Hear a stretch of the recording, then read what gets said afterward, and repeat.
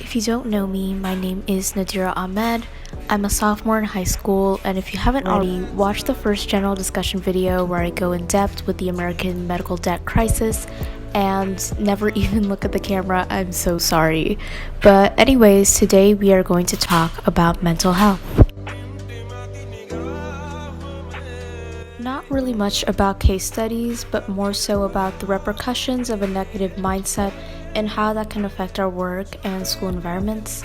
Online school and online work has made us quite fed up, so here's a video or a general discussion dedicated to education on mental health, signs if you're having stress or anxiety and you're not recognizing those symptoms, and resources to aid that.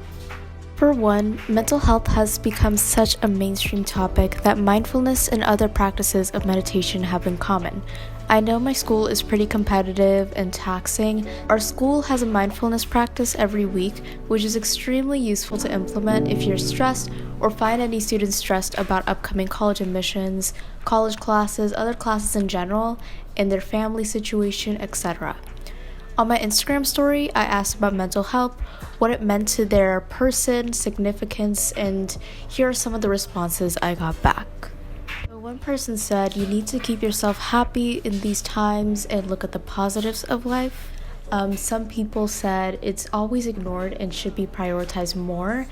Another one was mental health should be talked about way more because in a lot of households it's non-existent. Another response was, right now I'm so tired, I just want a long break. Same here. And wish we could talk about it more and realize the importance of mental health. And some people even went on to say that I'm going through a phase right now because of pressure from people and it's very difficult. Someone else said mental health is as important as physical health. That's extremely important, and we should have conversations about this at home and educate our youth on this. Really, really good that we're having conversations about these and a lot of people are open to discussing mental health. According to a case study found on simpleserenity.com, they describe mindfulness as a mind-body approach. It can increase one's ability to manage difficult situations and make wise choices. I know that many would benefit from a little bit of mindfulness practice, and the benefits of that practice are an open and clear mind, which can reduce the amount of stress you have throughout the day. The idea that you need to do a million things at once is definitely stressful, but taking at least 3 minutes, just 3, of sitting down and thinking about absolutely nothing, leaving your brain empty, inhale for 4 counts or 4 seconds and exhale for 8 counts. It might be difficult to exhale for 8 counts, but just the idea of focusing on your breath diverts your attention to breath and something controlled by your body rather than something controlled by your environment such as work, family, and what you're going to eat for dinner, etc. Linked in the description is a video for a 15-minute stretch that's for stress reduction, body movement, and a great way to end a long day of school or work. Moving on, mental health as a mainstream term has become somewhat controversial in many communities. For example, families who want their children to have stable jobs come from a place of security and they want their child not to worry about job security and lead a quality life. However, quality life can be misled as everything or the embodiment of life when a values-driven life should be embraced rather than a goal-driven life like the example I've given you.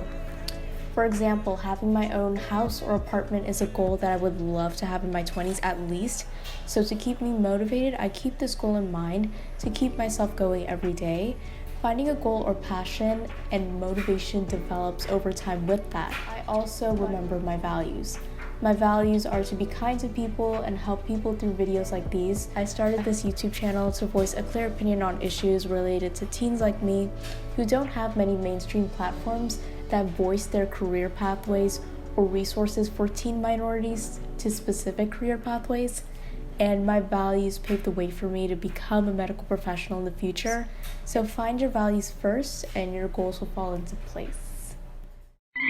Now, we live in a generation of judgment, digital connections, social media, but don't judge people by how they are on the screen in front of you. They are human and have personal issues that are not shown on their highlight reels or their pictures and videos. For example, some of y'all don't know who I am personally, so you might think that it's really hard work to make and keep up with organization of these videos, post them, edit, etc. But it doesn't mean I'm a high achiever. There's so many times where I would look at my face in the mirror, beat myself up for it. I would have my heart go down to my stomach even if I had a high B in a class or not an A. Remember, an A in the class is such an amazing achievement, so please give yourself credit for your achievements even if you always get straight A's.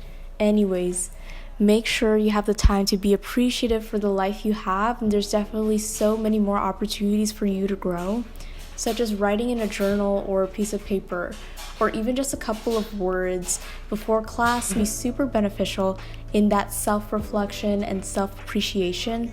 Motivating yourself should not be cheesy or corny, but calm down and know that you are not expected to be a superhero and do a million things at once.